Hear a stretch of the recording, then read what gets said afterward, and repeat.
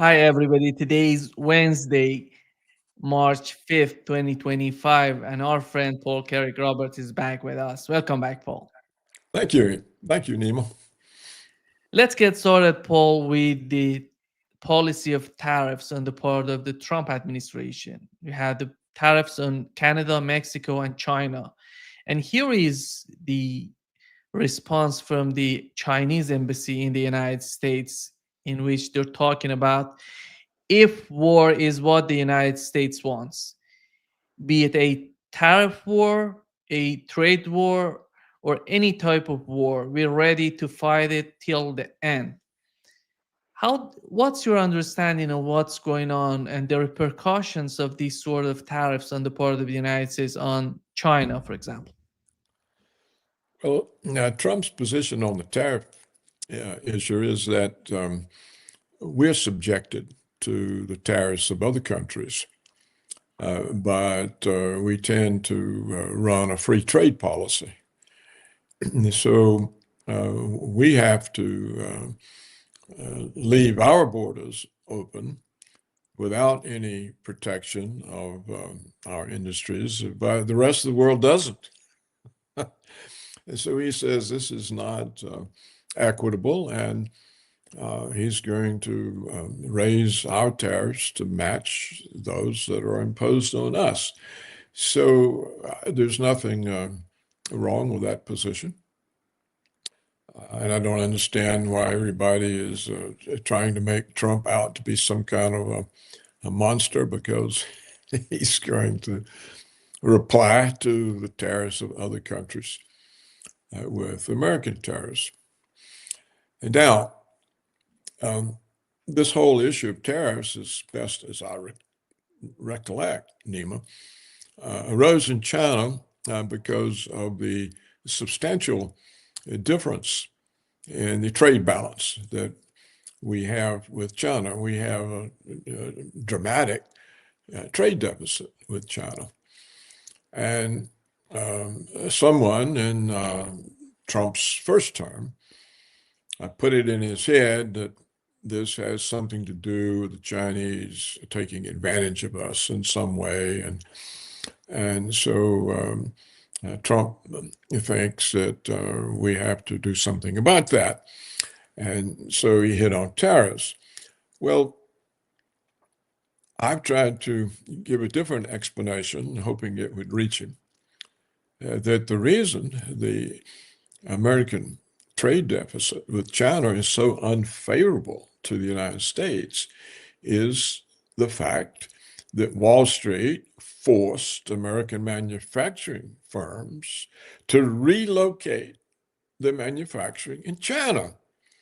So we have the products, for example, of Apple Computer. They come from China. The Nike sports shoes, they come from China. The Levi Strauss jeans, they come from China, and so on and so on and so on. So when when the products of these American firms that are produced in China with Chinese labor come back into the United States, they come in as imports. So they contribute to the trade deficit. So the main problem of the U.S. trade deficit with China is not China's fault. It's the fault of the American corporations who offshored their production for American markets to China, so that when the goods come back, they are imports. Moreover, this policy of offshoring production, this separates Americans from the incomes associated with the production of the goods and services that they consume. So it's a no-win, no-win for America. Well, the solution doesn't have to be tariffs with China. It could simply be a change in tax law. The corporate income tax could be based on where the corporation produces its products. If it produces at home for the home market, it gets a low tax rate because it's employing American labor, American facilities. If it produces for its home market in China, it gets a high tax rate.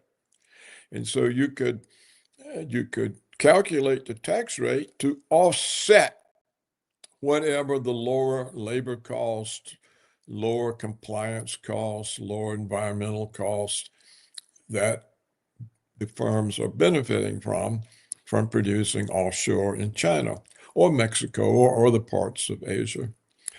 So I would rather that be part of the discussion and that Trump and his people look at it from that standpoint than just tariffs.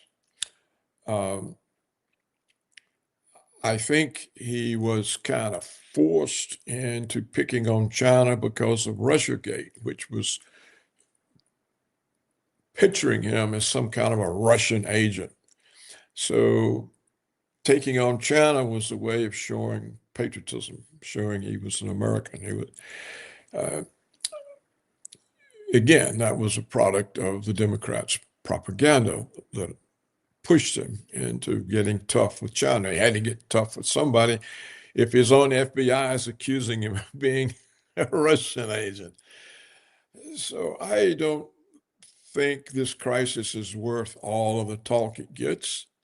I think it's part of the Democrats, the American establishment, the military security complex trying to suppress Trump, trying to create a sense of failure among the people or threat among the people from tariffs. And it's really not worth all that attention. I noticed one good thing about Trump's interest in tariffs is that he has spoken of abolishing the income tax and relying on tariffs. And a lot of people said, oh, we could never do that. Well, but we did. We did that for most of our history. The United States government was financed by tariffs. We did not have an income tax until 1913. And indeed, we didn't have one then because the threshold of earnings that you had to have to be subject to the income tax was so high that hardly anybody had a taxable income. And moreover, the tax rates were so low, it didn't matter. The first tax rate was 1%. And you had to have an income over $500,000. Now, this was 1913. Today, that would be what? It'd be multi-million-dollar income to be subjected to a 7% tax rate. So it was not until 5 years later, when the United States entered World War I, that the tax rates went way up. So we really have had an income tax for 100 years. Well, when we brought an income tax in, it required a constitutional amendment because it's not legal under the Constitution. In effect, we resurrected slavery. People have forgotten what slavery is, what it means. They have forgotten what the definition of a free person is. The definition, the historical definition of a free person is a person who owns his own labor. A slave doesn't own his own labor. His owner owns his labor. A serf only owns part of his own labor. The feudal lords had use rights to 30%, a maximum of 30% of the serf's labor. So these are unfree people because they don't own their own labor. Well, when you impose an income tax, the government now owns part of your labor, the part depending on your tax rate. Well, why did we want to resurrect slavery? why isn't it recognized that an income tax is a form of slavery because the government owns the portion of your labor that you have to pay an income tax? So we could abolish the income tax and rely on tariffs. Now, another argument economists make, oh, the tariffs raise prices. Why? What tariffs, or the tariffs interfere with trade, but why? What tariffs do, they make sure that a country has something with which to trade. If you can't protect your industry against an advanced, established, institutionalized industry of another country, you're never going to get anywhere. What are you going to trade with? The United States did not develop under free trade. That is a myth. We developed under tariffs, high tariffs. We fought what's called a civil war over a tariff, the moral tariff. So that's our history, tariffs. And most of our history is without an income tax. So we should go back, finance ourselves tariffs, don't have an income tax. What Trump, I think, is trying to do with the tariffs on China is to bring the industry back, to bring the offshore industry back, to get Apple back in the United States making its computers, its iPhones, its watches, to get Nike back making its shoes, and then Levi back making its jeans, and get all the rest of them back. I think that's what he's trying to do with tariffs by saying, okay, here's what's going to happen to your products. You're going to have a high tariff when you bring your offshore production in. I think there are other ways of doing that. So with this explanation, I've tried to broaden what the real issues are and how to see them somewhat differently. And I wish that could get more into the common discussion and perhaps become part of American policy.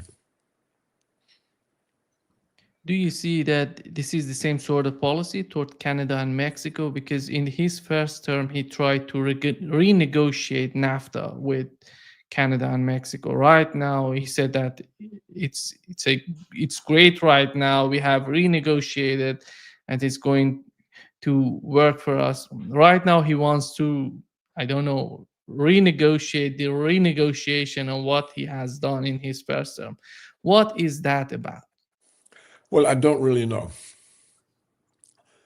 And I also don't know why, with the rest of the world having tariffs, the United States was so determined not to have them. And I don't understand why the United States negotiated agreements that are not in the United States' interest. I don't know what the explanation for that is, whether it was just stupidity on the part of previous governments or whether they had some agenda that was never very clearly stated. It wasn't a field or a subject that I really focused on or dug into. I tried to pay attention and have some general concept. But I never understood the purpose of globalism, of the World Trade Organization. It may have been a way of getting everybody dependent on us, that we give them all sorts of access to us that we can then use to make them do what we want in foreign policy. Otherwise, something might happen to your access. It could have been a part of the bribery system that we use. We also use bagfuls of money. We just hand out bagfuls of money to foreign leaders to do what we want. But this could have been part of it.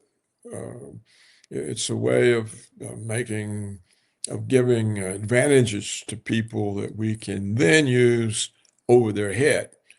Okay, to keep all this access, you better vote the way we want, or you have to support this foreign policy, or that may have been the whole reason for it.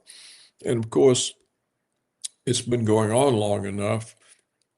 It was before there was any recognition in the United States, or much recognition, that we had vulnerabilities, perhaps of debt, perhaps of a rise of other countries using some other payment mechanisms.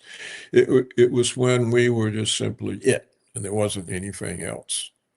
And so it wasn't seen as any sort of a weakness or danger for us to make access to our markets open to everyone if it gave us power over them, because we could always threaten this access that they were now dependent on. I suspect that played a role in it. When it comes to the problem of Ukraine, the problem that the United Kingdom, the European Union, together with European countries, together with the United States, are facing in Ukraine, how did you find the way that Donald Trump was picturing that in his last night address to the Congress? Here is a part of that he was talking about. Has sent hundreds of billions of dollars to support Ukraine's defense, with no security, with no anything.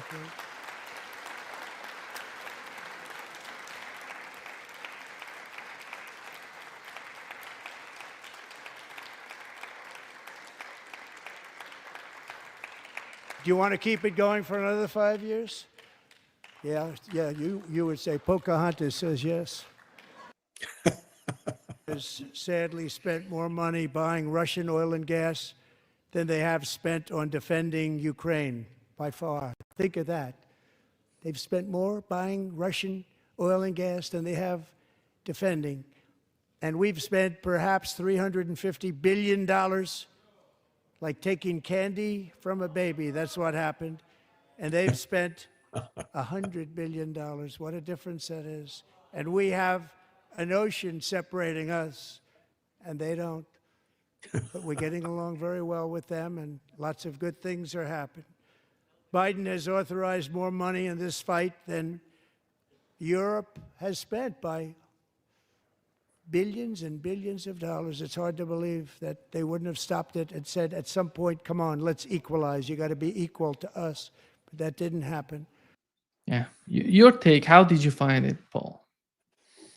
Well, I don't know why he went in the direction he went with it, but the point he was making is we're carrying the burden, and we're trying to end the war, and they're complaining about ending the war, but we're carrying the burden, not them.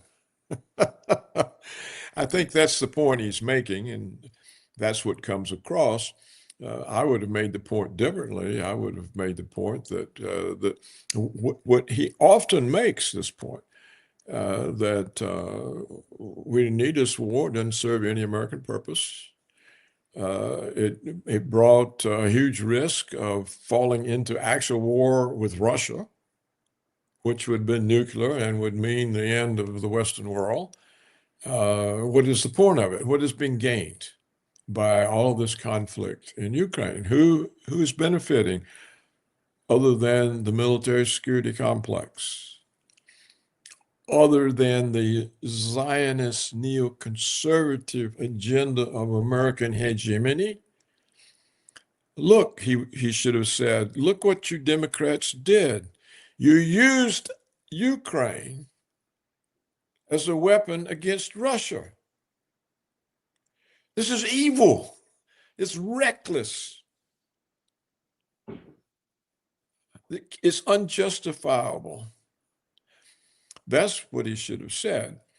As for Europe, Europe is irrelevant.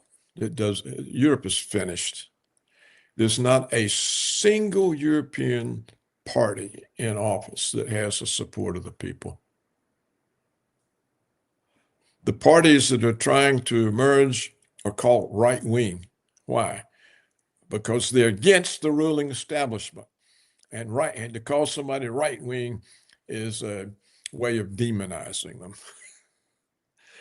What they really are is that we're tired of being misruled. But if you're tired of being misruled in Europe, it means you're right-wing. But there's not a single European leader that has any public support. None. What can Europe do?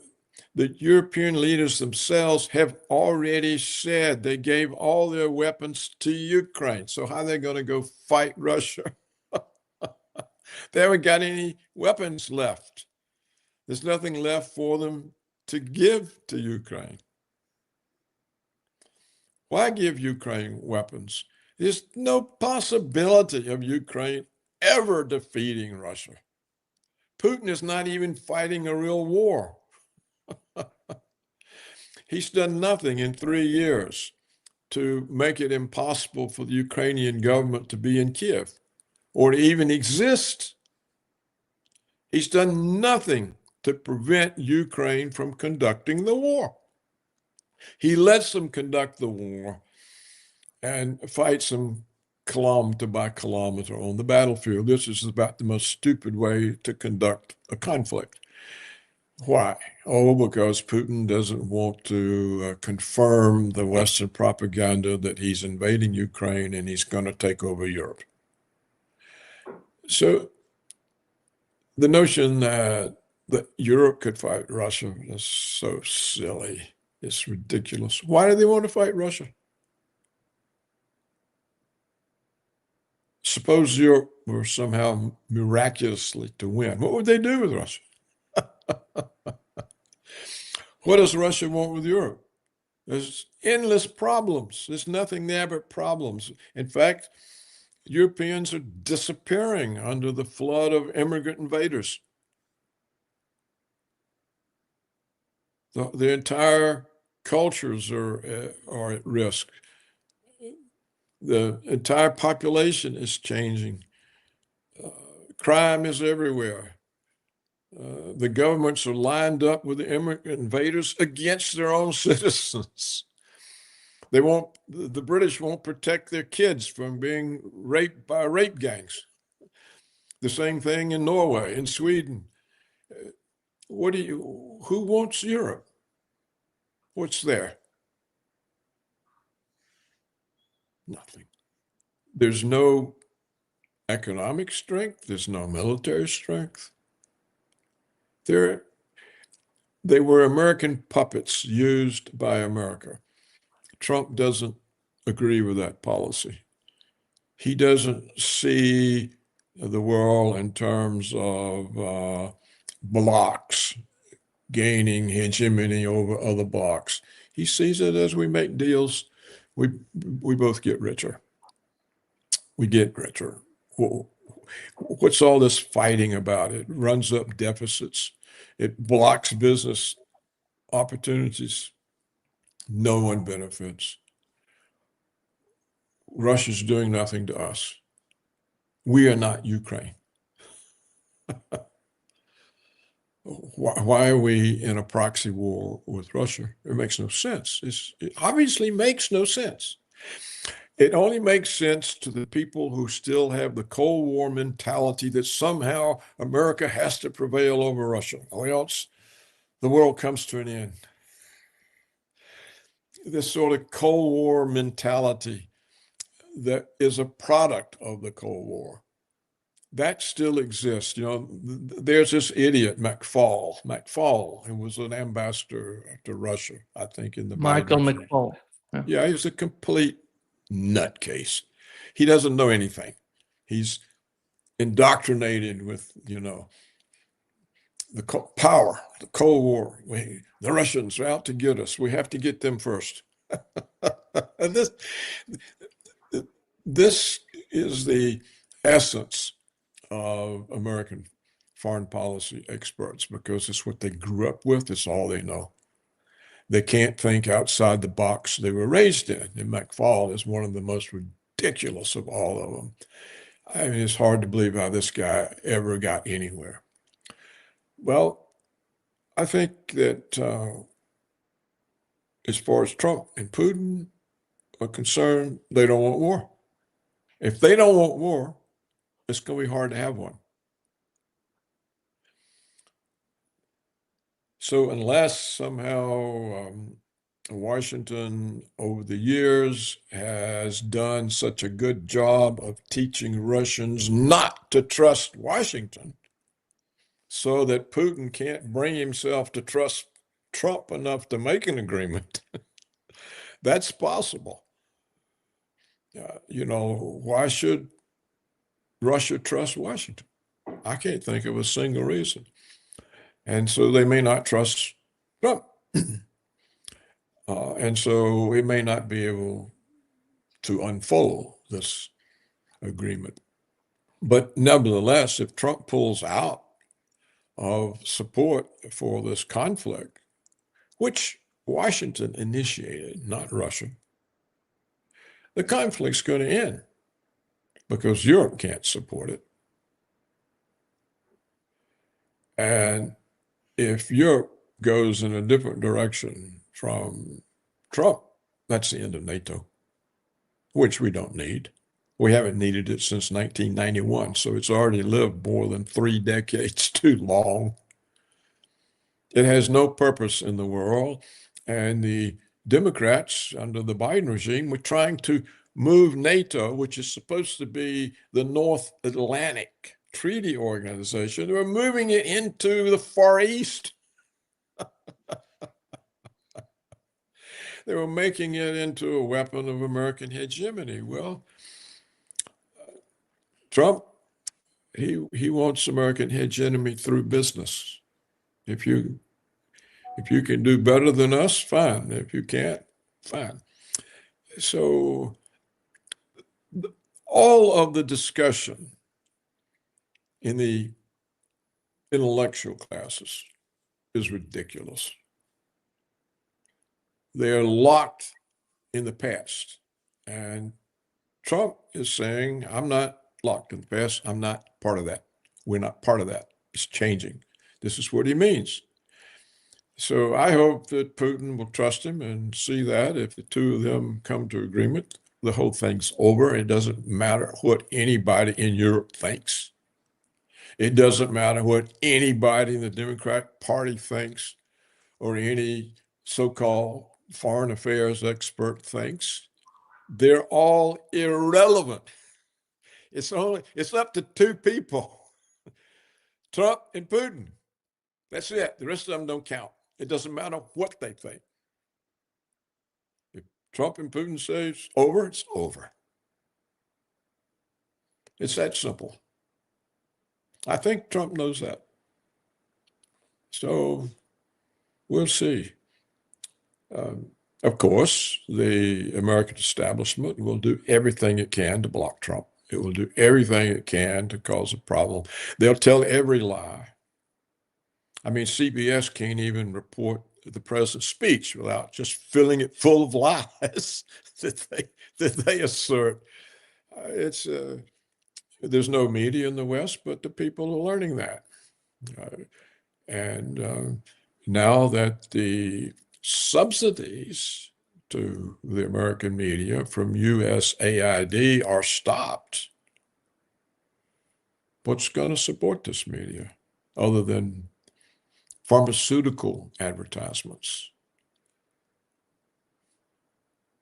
So I think we can be hopeful, and I think that the so-called experts are behind the times.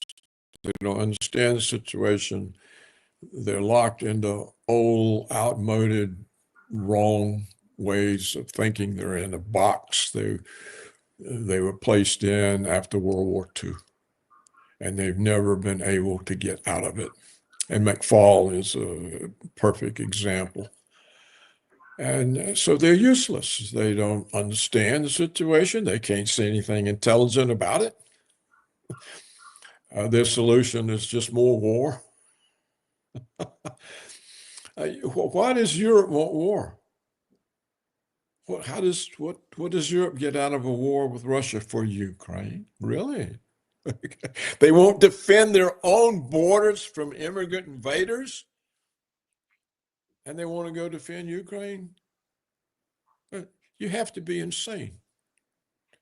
Because they know, Paul, by the way, they know these immigrants came over because of their sort of policies in those countries. Ukraine has been destroyed. Many people came from Ukraine. Many people came from the Middle East. These are the outcomes of the same sort of policies that they have been implementing for many years, Paul. Right. That's right. Here That's is right. Paul, that's why they're not talking about it, because they know that it turns back to them. Here is Paul, here is the question: what would be the strategy on the part of the Trump administration? Here is what J.D. Vance said in his latest interview with Sean Hannity on Fox News, and the way that he was criticizing the strategy of the Biden administration. Here is what he said. When you would talk to the Biden administration officials in private, it's another example of a terrible situation the Biden admin left the Trump administration. When you ask them what's the plan, okay, we're going to spend tens of billions of dollars, hundreds of billions of dollars in Ukraine. What is your plan? And they would honestly tell you, well, we're just going to send them weapons for as long as we can and hope eventually they can turn the tide. Hope is not a strategy. Throwing money and ammunition at a terrible conflict, that is not a strategy. The only guy in town with a strategy is the President of the United States, and everybody needs to follow his lead. What scares me.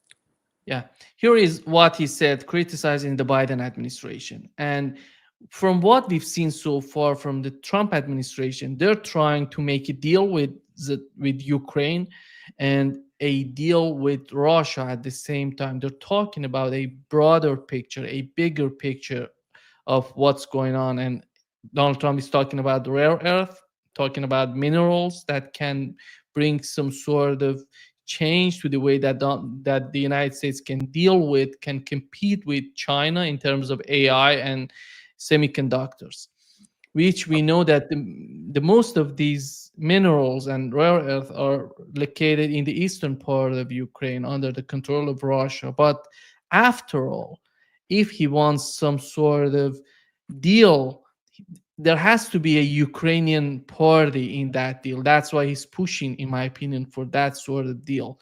How do you find it? Do you think that Donald Trump is trying to change the game? The nature of the game is changing under Donald Trump, and this sort of strategy that they're trying to implement. How do you find the strategy on their part? Well, Trump doesn't want war. He wants to do business.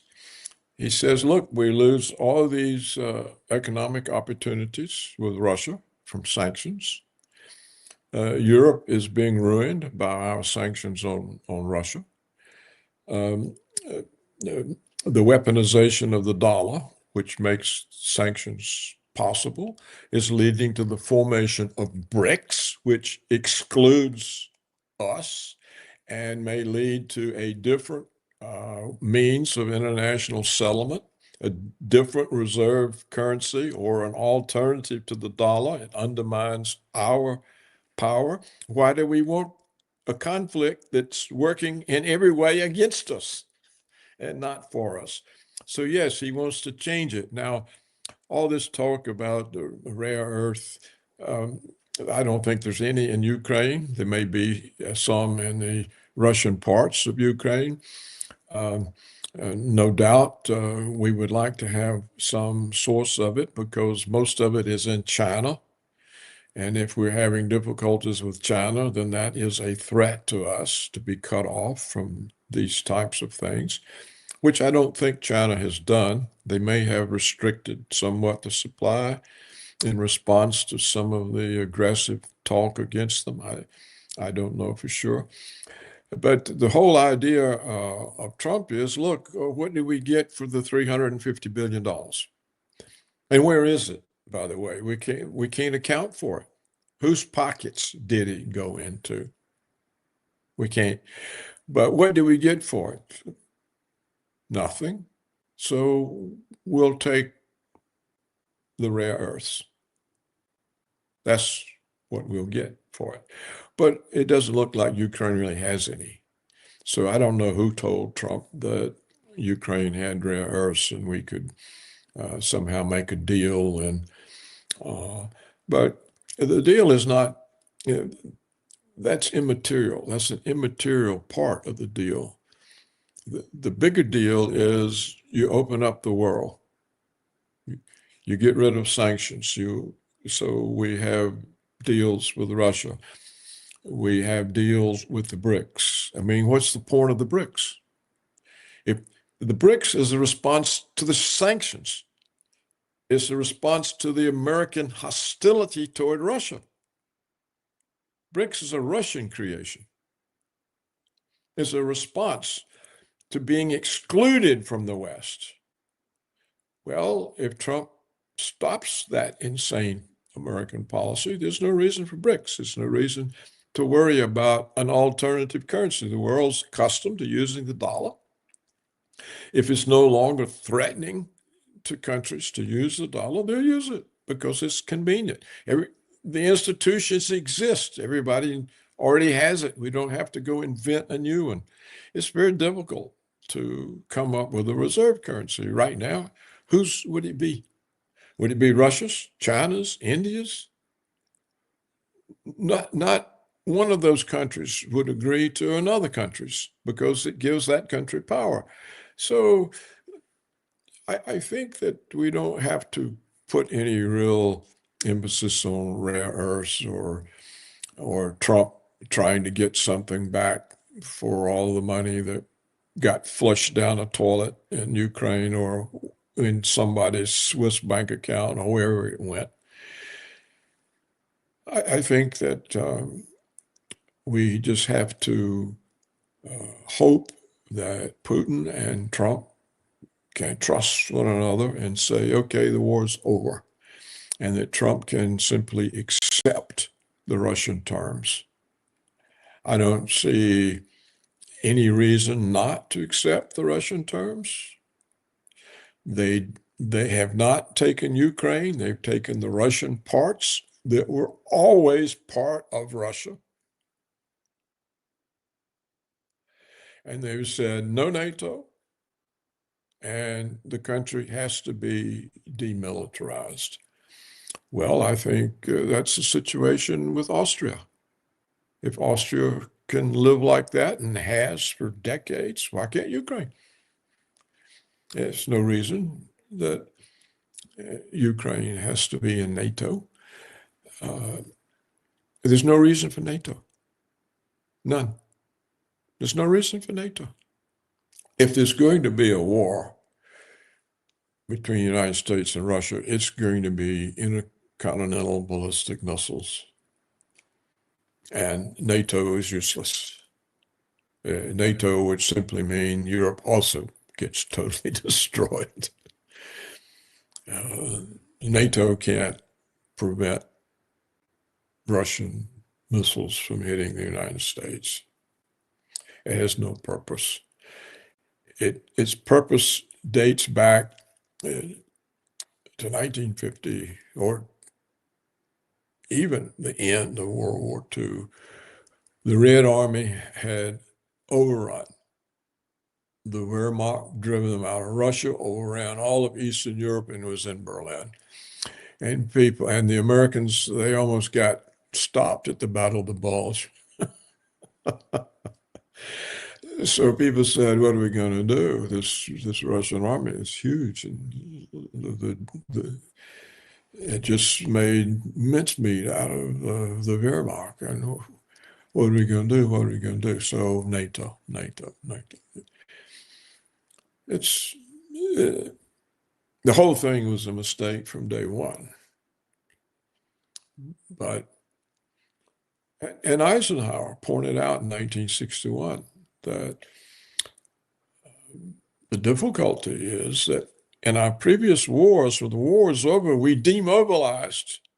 Well, this time we haven't because of the Soviet threat. And so the military security complex is now entrenched and it's getting bigger, it's getting more power. And he warned the American people that the military security complex was a danger to democracy. Well, that's what the Soviet Union was supposed to be.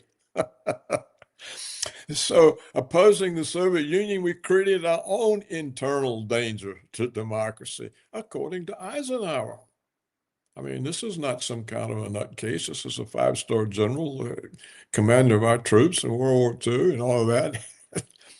So, so much is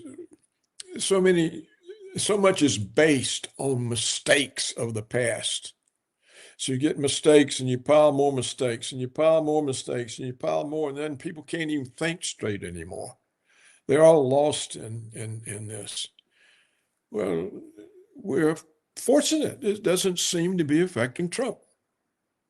He says, well, those days are gone. We don't need NATO. Who wants NATO?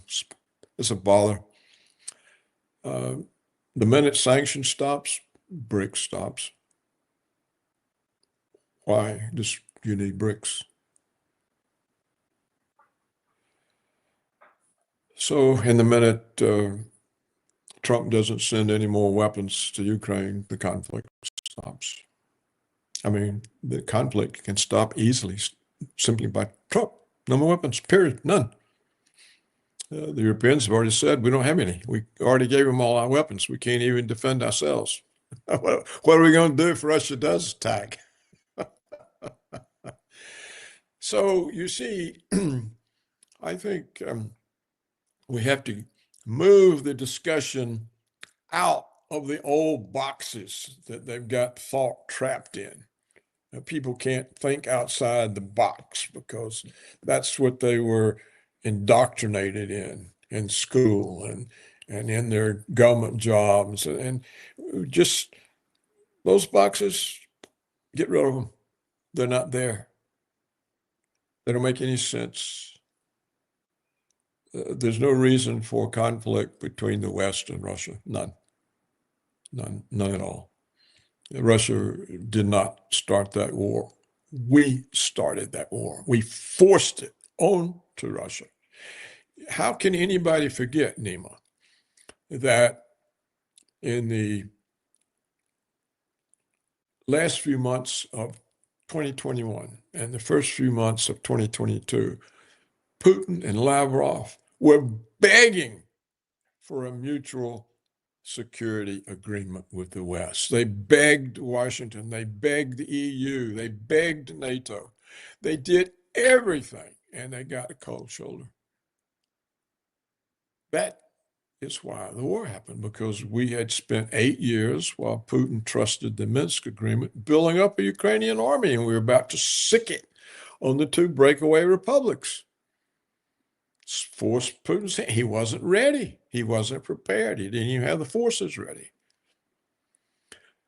This is why I call him Putin the unready. But the war was our fault. Russia didn't. They wanted anything but a war. And when they were asked in 2014 by the Donbass to take them back into Russia, they said, no, stay in Ukraine. We're going to get the Minsk agreement. It'll give you some autonomy, and they won't be able to continue persecuting you. And so the notion that this Russian invasion of Ukraine is a predecessor to taking all of Europe, this is, you got to be crazy. Anybody that says something like that, they can't really be that stupid. They have to have some nefarious motive. They're a shill for the armaments industry or something. Well, you can't take these people seriously because they're speaking out of self-interest, not out of a realistic assessment. So I may be repeating myself, I don't know, but my position is it's really Trump can solve it by himself. I mean, if he can't make an agreement with Putin, he can still say no weapons. And then Zelensky will have to deal with Putin. Trump could stop it and remove us from the whole process. That's all he has to do is turn off the weapons. He has temporarily. He can just leave it permanent. I don't think Ukraine, see what Ukraine has that the American interest groups want is farmland. I don't know if it's true because you can't trust anything that the American media reports. But I have seen in the American media reports that BlackRock and other huge funds own 30% of Ukrainian farmland now. Well, that's a consequence of the conflict. And I don't think Trump should try to get the 350 million back by taking rare earths that I don't think are there. I don't think they're there. And what good does it do if we take the rest of the farmland? Then we've created a basket case country. So what is the point of a basket case country? It's just more trouble, more conflict. So if I was Trump, I would just give up on trying to get anything back from Ukraine and just turn the weapons off. And then Zelensky and Putin can resolve it, and Trump can go on about his other business. That would be the sensible way to proceed. But nobody should pay any attention to Europe. What are they? I mean, imagine this idiot prime minister in Britain talking about sending British troops. I don't even think the British has a division. Their armed forces are so small, what would they do? They're probably not big enough to police Kiev. It certainly isn't going to intimidate the Russians. If they wanted Ukraine, they wouldn't pay any attention to the British. So I would say challenge your guests to get outside the box, because the box is full of crap. And nothing intelligent can come out of it. No intelligent proposals or actions. Just the old propaganda, the old tired, worn out propaganda. Trump doesn't speak that language, and let's hope he's not forced into speaking it in order to survive or something. You can't ever really tell, Machiavelli said to take the lead in introducing a new order of things is the most dangerous step on earth. And that's what Trump's doing. I suspect there'll be more assassination attempts if he sticks to this agenda, because it is revolutionary. Trump is a revolutionary leader, and he's overturning a revolution of open borders, sexual perversity, the destruction of normality, the destruction of citizenship. Like when we had New York City going to let 800,000 illegal immigrants vote. So what is a citizen? Nothing. These type of destructive forces, and you talked about them in Europe, what's happening there, they could only result in destruction. So we have a revolution against that revolution, and we have to support it. We have to hope it works. Nothing on earth is perfect, but remember, the best is the enemy of the good. So I remain optimistic. Maybe Trump and Putin are somehow bullet, who knows? You know, there's an old adage, there's many a slip between cup and lip, many a slip. So things can go wrong. But at least we have a hopeful outcome. Imagine if Camilla was in office. What the hell would be going on? More conflict. Well, how much conflict can you have with Russia before it becomes real? What, you know, after we were sending missiles into Russia, the United States was firing missiles from Ukrainian soil into Russia. I mean, this is reckless beyond belief. Well, what were you going to do next? At some point, the Russians are going to have to do something about it. Well, just imagine if Camilla's there, what would be happening? So I suppose I've gone on for long enough. Yeah. Paul, in terms of, it seems that you're so optimistic in terms of having a Ukrainian settlement between Donald Trump and Russia. In case of having that, what are how that sort of settlement could influence the situation in the Middle East? Is that going to change the situation in the Middle East? Is that going to influence? How much of influence would come to the Middle East, in your opinion? I don't think they're really related very much. The situation in the Middle East depends on whether Trump is really an Israeli puppet. He comes across like he'll do anything for Israel.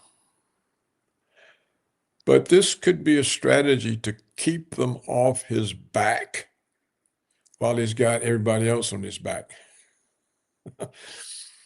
And I don't think,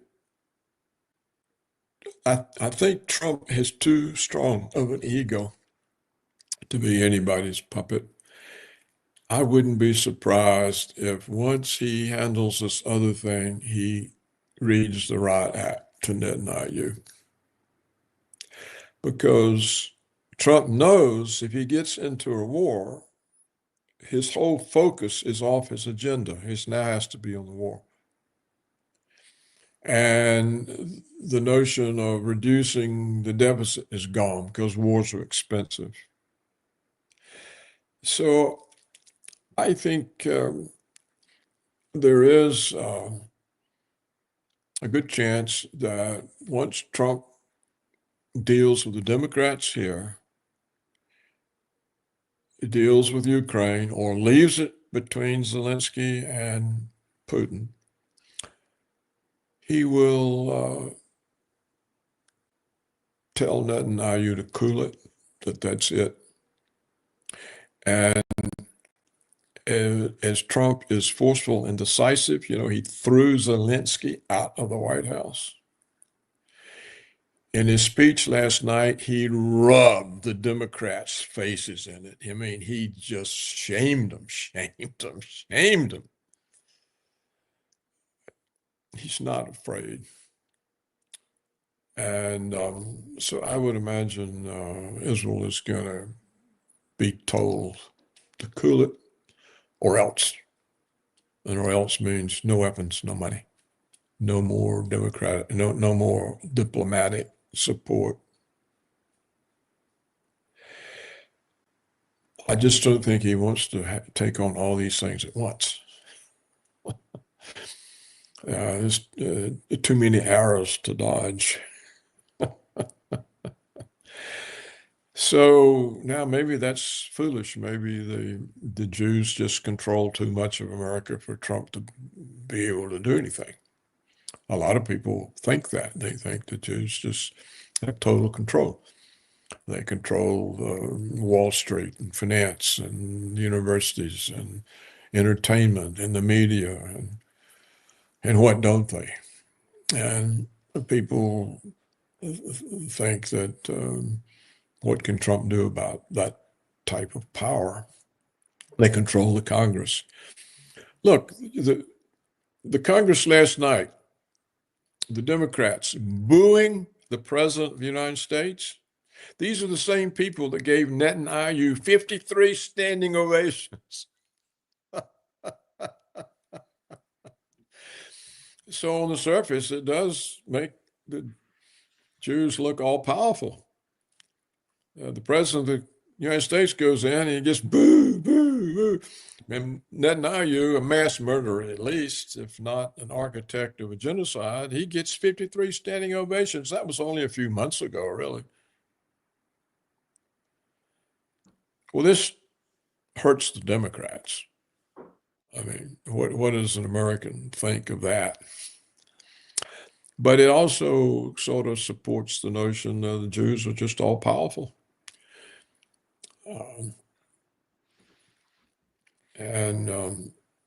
If that's the case, then my view that Trump may read the Riot Act to Netanyahu and stop all that conflict.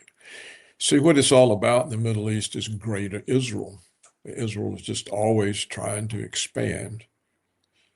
And they disguise this as protecting their borders. They have to be bigger and bigger and bigger just to protect their borders. Because the bigger they get, the bigger the borders.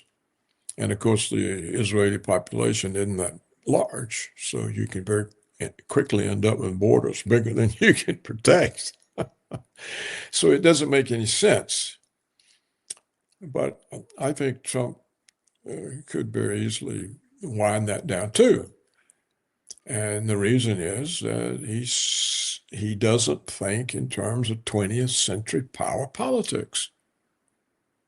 He's not Brzezinski. He's not Kissinger. You know, he's not that, doesn't have that kind of mind.